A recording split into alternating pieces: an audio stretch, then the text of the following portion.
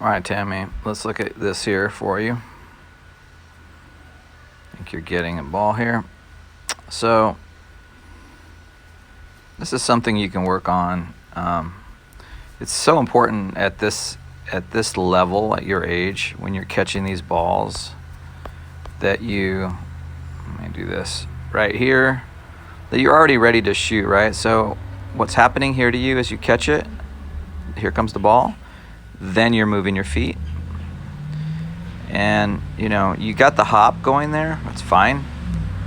You can either catch it on the 1-2 or the hop, but you're catching it, then you're hopping, and that's going to eat up time on a shot.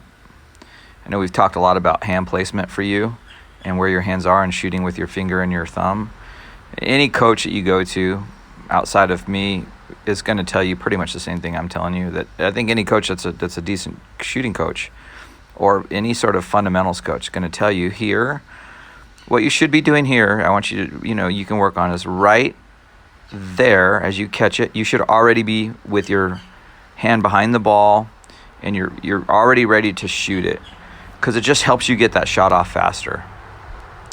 And your hop, this hop you have right there, you should be hopping as the ball hits your hand, right? Those little split seconds, when you move up another level, so you move up into, any sort of competitive team.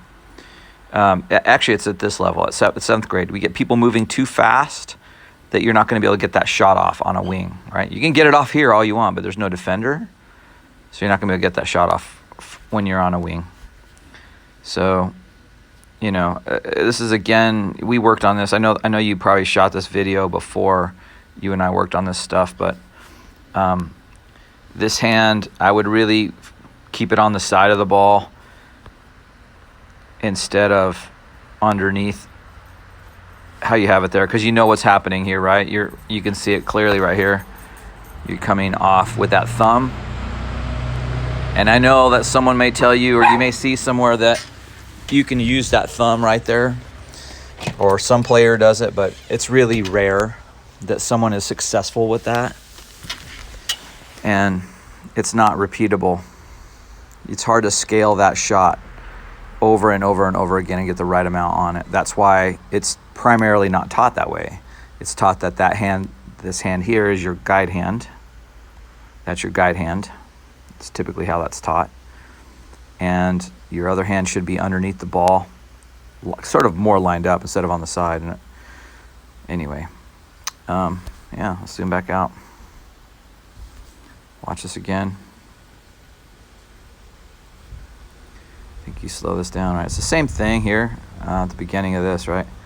Kind of same thing I was talking about with that other catch. Here it's a little bit maybe cleaner, where you're catching it. So you catch it right here, and that's your plant foot. Your right foot now is your pivot or plant foot. But what happens, and this is why you're getting those traveling calls, you're going to get more of them the more you move up, because they're going to be more strict. So